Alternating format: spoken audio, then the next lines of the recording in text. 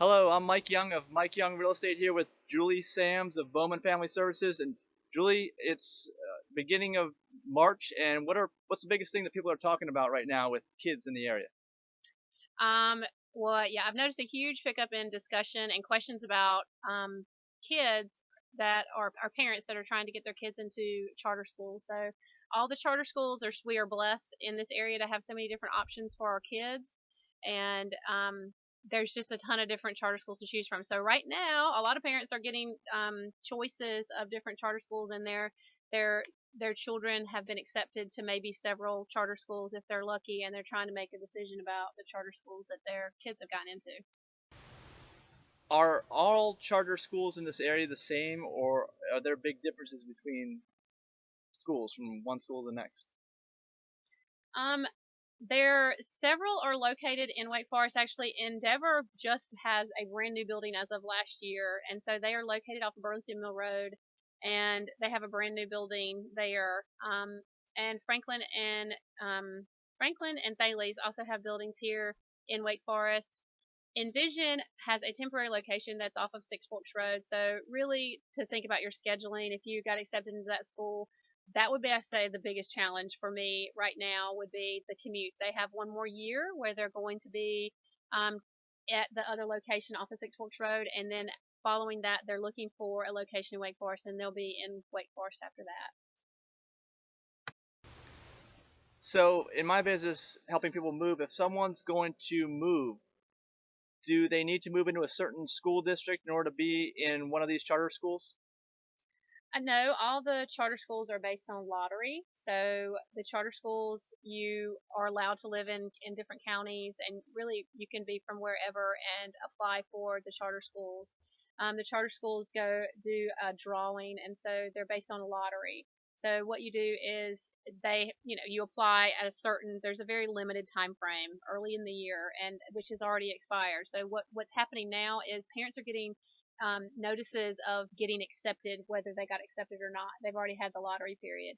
The lottery period is when you apply for a specific school, and anyone from anywhere around the area can apply for those. You don't have to be within Wake County or within a certain county to apply. You apply, and then it's based on lottery.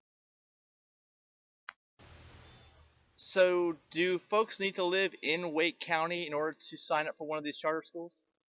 No, you actually do not need to be within Wake County. You can be in any of the surrounding counties.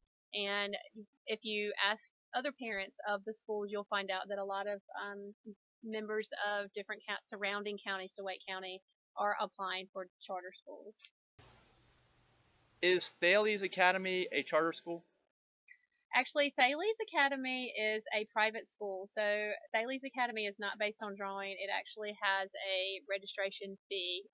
I'm not sure if it's an annual fee, but I think it is. It's a certain price per year. So you'd want to check into that as in your decision making process. But it is an option. It's a very great school in this area. So, if you're a parent and either one or none of your children get into the schools that they want and they find out about this lottery, is there any way they might be able to get into it later on, or are they done until next year? For all of the charter schools, there is a specific time frame where you can get accepted or not. And if you do not make it apply during that time frame, unless they have seats available, which is highly unlikely because most of the charter schools are pretty competitive to get into. So it's not just easy. You're not just automatically going to get in whenever you put your name in. It is a process that you'll have to apply, and then you would have to wait again till next year. So Thales would be a good option if you have missed the lottery and you're looking for some other smaller setting that's a different type of instruction that you'll receive there. So maybe that would be an option for you if you've missed the lottery period. Is it easier for multiple kids from the same family to get into a charter school if one child is already in there, or are the policies different depending upon the school? I think that the policies are different. I think most of them that I'm aware of will allow you if one child gets in, then the next year siblings are given first pick in the lottery. So I would check into each individual school. I know Envision is like that. I think several of the other charter schools are like that, where if you have one sibling in, then the next year when you apply, then it's a lot easier because they go through the siblings before they go to the general lottery. Do all of these charter schools provide transportation for the children, or is that individual based on the school?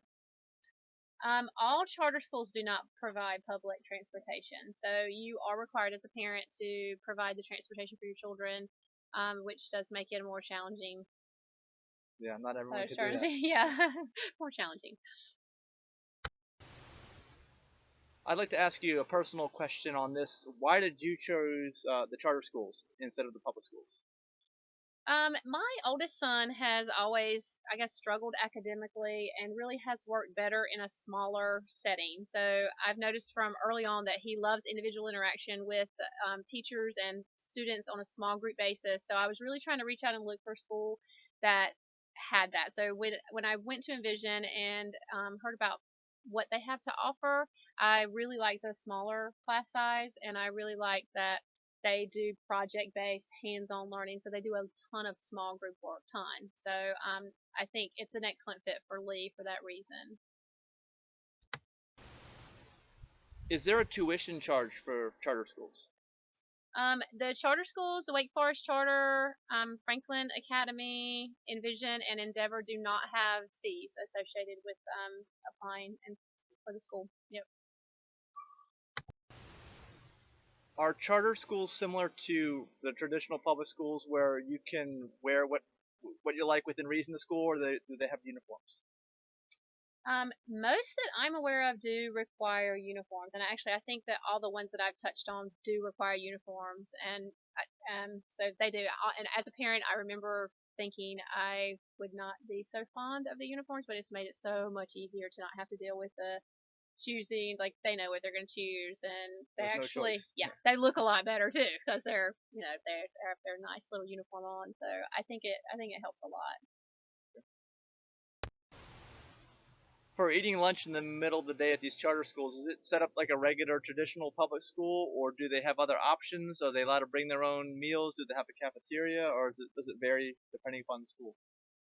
I think as far as I know, most of the charter schools have where you parents bring in lunches, or you have an option to order from various restaurants in the community.